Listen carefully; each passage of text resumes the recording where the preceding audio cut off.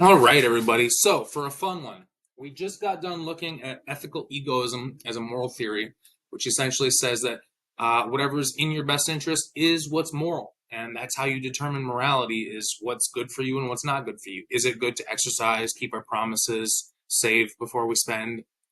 Yeah. Why? Because it's actually in your best interest. Why is it bad to cheat, to gamble, to be a profligate, wanton consumer of vices? Well, because it actually isn't in your best long-term interests. Yeah. Um, Now we look at something called the prisoner's dilemma. Yeah, which is an interesting. So it's a thought experiment, but we'll tie it down to real life applications. So Adam and Bianca are arrested for robbing a bank and placed at separate holding cells. The prosecutor individually presents both of them the following proposition: you may either choose to confess or remain silent. If one of you confesses and the other person remains silent, the confessor will walk away free of charges while the other person gets 20 years in prison. If both confess, both of you will face 5 years in prison. If neither of you confesses, then you both will face 1 year in prison. So the question is, what's the best move for either person to make? Because they can't talk to each other. Yeah. So the way to think about this is it does, I mean, put yourself in the situation of Adam or Bianca, right? It doesn't actually matter if you committed the crime. Yeah. You're only given two choices that have five outcomes. You either rat on the other person and say, I'm Adam, right? Say, Bianca did it. I didn't have anything to do with it. And Bianca gets to make the same choice. Either she rats out myself or, Adam and says, Adam did it. I had nothing to do with it. If they So you either rat out or you don't rat out the other person. And there's four outcomes. If neither person rats each other out, they hold you on lesser charges and you get out in 1 year. If you both rat each other out, you throw each other under the bus, then you each get 5 years. But if I rat Bianca out and she's like, you know what, Mr. Doke's he's gonna keep quiet. He snitches get stitches. He's not gonna rat me out. And she doesn't rat me out, but I rat her out. She gets life in prison, and I get to go free that day. Yeah, this is or she gets 20 years. No, life in prison. I think this is the right way. So this is a decision matrix of sorts that has lots of real life applications. So don't get hung up on the situation of like, well, did I commit the crime? Would I do that? You're being accused of this, and you have two choices. You either cooperate or don't cooperate. And there are four outcomes. Same for the other person. You don't get to communicate. What's the right thing for you to do? Right? And I'd urge you to take a minute and decide what you would do. If you didn't know, it might be some like old friend of yours, like they would never rat on me. Or Mr. Doak, he was my ethics professor. He would never rat, right? I'm just gonna cooperate and we're gonna like be held on lesser charges. But do you really want to risk a life sentence on the goodwill of somebody else if they get to go free that day? So I want you to think about, here's an example where what's in the individual's best interest is not in the group's best interest. What's in the group's best interest? To neither person rat on the other, both cooperate. You get held on lesser charges. You get like 1 year each, and then you're free. Yeah. But the temptation payoff. So there's a reward payoff, a temptation payoff, a punishment payoff, and what's the fourth one I'm thinking of? So temptation, reward, punishment, and what am I? Anyway, let me pause this real quick. Okay, friends, thanks for sticking with me. Classically, my favorite of the four payoffs, the sucker payoff, I'd forgotten.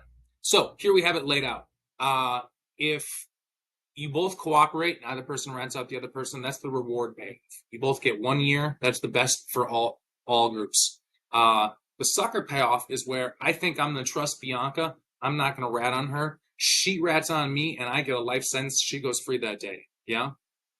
The temptation payoff is for me to rat her out. She doesn't rat me out, thinking Mr. Doak's going to be a stand-up guy. He's not going to be a snitch. And I get to go free, and she gets life in prison. However, if we both defect or rat on each other, they hold us on for 20 years, and that's the worst outcome for the group. Yeah?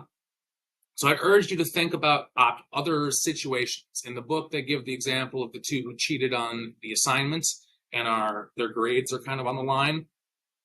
There are one of the case studies is on um, kind of like the Soviet Union, right? After the wall fell, and we're out of the Cold War. America has to decide: do we continue to stockpile weapons in case of a conflict with Russia? Or do we reinvest all that money in infrastructure like houses, hospitals, schools, et cetera, roads? And Russia had to make the same call. Do we take all that money that we invested in defense and missiles and such and reallocate it to housing, infrastructure, hospitals, water, electricity, whatever, right? And so again, there's two choices. They either continue to arm because they don't know what the other country is going to do, or they reinvest that money somewhere else. Now, what's best for the individual is to continue to arm, right? Because they don't know what the other person's going to do. If they disarm and put it all in infrastructure and America keeps arming and invades, then Russia gets the sucker payoff. Yeah. The best option for the group is for both of us to disarm and reallocate money for infrastructure. Yeah. But like literally, this prisoner's dilemma is used in international politics, right? Because it is in our individual best interest to defect, not trust the other country, continue to arm in case Russia, as we know, Russia's a big thing these days. Not the only country that's a big thing. Or do we trust that the other country is going to act magnanimously and we reinvest our money elsewhere? What are some other examples? Oh, I'm not going to go into tragedy of the commons, but it's an interesting parallel off of this. Yeah. So I really want you to think about other examples of the prisoner's dilemma, because this isn't just a weird like one, Mr. Doak's trolley car. This is a very like real life situation. I mean, you could think about. I mean, how about even like in traffic, right? You know how you see the lane ends merge over, and everyone gets over early, and there's those people who keep shooting down the side and then try to fit in at the last minute. And they're the ones who like block it up, right? But it's in their advantage to just ignore the lane closure until the very end, zoom past everybody, and get in. Of course, they slow everyone down. Now, what's best for the group is if everyone integrates before you get to the end of the lane. Yeah.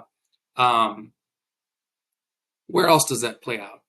Well, just to make a long story short, it plays out in literally every one of your interactions in life. Okay? When you have a friend or a family member, you have two choices. You either invest your time and energy and resources into that person, or you don't.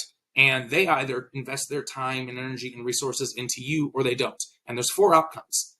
Now, the best of all outcomes is where you both put your time and energy and resources into the other person and they put it into you. And that's the reward payoff.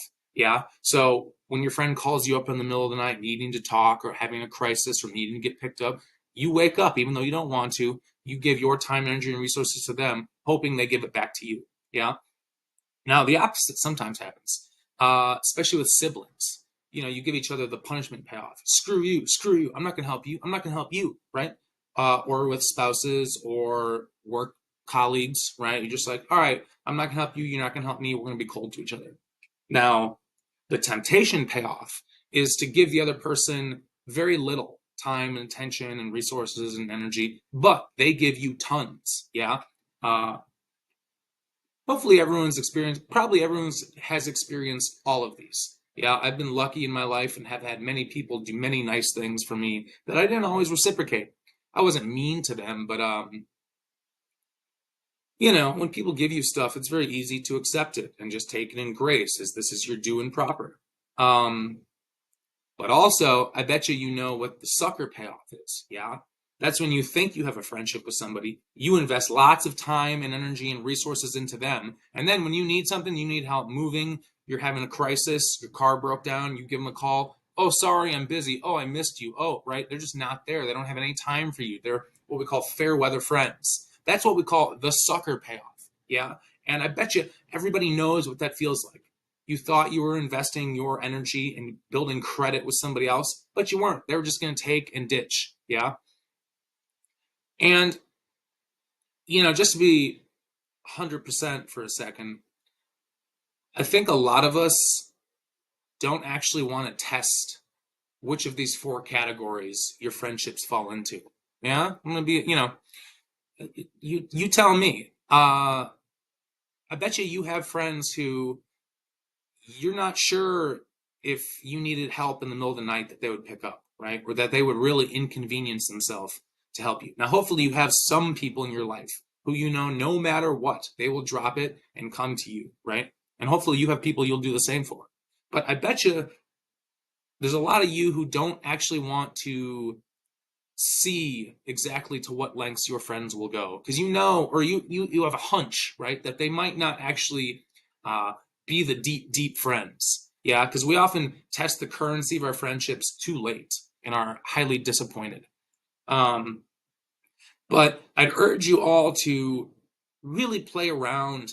And, if we had more time when we were in class, like we could do a thing where, it's a repeated exchange, right? You come together, you decide to cooperate or defect, rat or not rat, and then it continues to happen. So, how does behavior change if how about going to a restaurant and the waiter comes and he wants something from you. He wants a good tip. And what do you want going to a restaurant? You want good service and good experience. Yeah. And so if you both cooperate, he goes above and beyond, or she goes above and beyond to give you good service, maybe a free dessert, hoping, you know what the waiter's hoping for? A good tip. Yeah. And so the reward payoff is if both of you cooperate, they give great service, you give a good tip. The punishment payoff is where the waiter's burned out because of a lot of bad tips. They give you shitty service, you give a shitty tip. Yeah, pardon my language. Uh, the temptation payoff is to act like you're going to be a big tipper. They give great service, and then you shaft them, right? That's the temptation payoff for you, right? The sucker payoff is when they give you horrible service and you still give a great tip. Yeah, because a lot of people don't tip, or a lot of people tip regardless of how the service is. All right. Last example. Last example. How about being a student with a teacher? Yeah, almost a meta example of what we're doing here. Um, the reward payoff is where the teacher really tries to create good material, tries to be interactive and engaging, yada yada yada. Maybe not my best summer. I'm juggling a lot, but I try to offer you value. Yeah, I try to keep it interesting, present some ideas, and throw it to you. And the reward payoff is when you really step up, you hit it, you write good write-ups, you post good videos, you're really engaging with the material, and that's the reward payoff.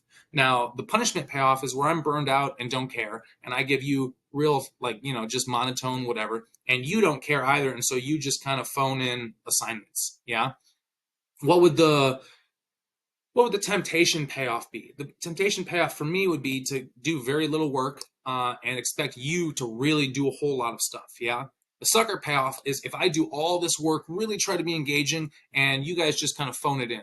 Yeah. So literally, we get to choose which of these payoffs. Almost all of our one-on-one interactions in the world fall into this prisoner's paradigm, where like the best option for you might be to just try to take as much as you can and give very little. Yeah. But the best option for the whole, for the group, is to work together and contribute to the other. Um, all right. Done with that. The last thing I'll say is it's interesting how, let's say both of the prisoners being accused are like mob members. And if they rat on the other person when they get out free, they, get disappeared by the mob, right? Because the mob doesn't like snitches. And so there's an interesting, and I really don't like it because I have a pretty noble image of the human soul deep down, stripping away all of our vices and ignorances. That when people have an overarching threat of punishment, they act more pro-socially, so if you know that if you get released because you rat on the person, you're going to get hurt, you're more inclined to act pro-social and go for the reward payoff. So that was a longer video than I wanted to. Hopefully this makes sense. Have a great week.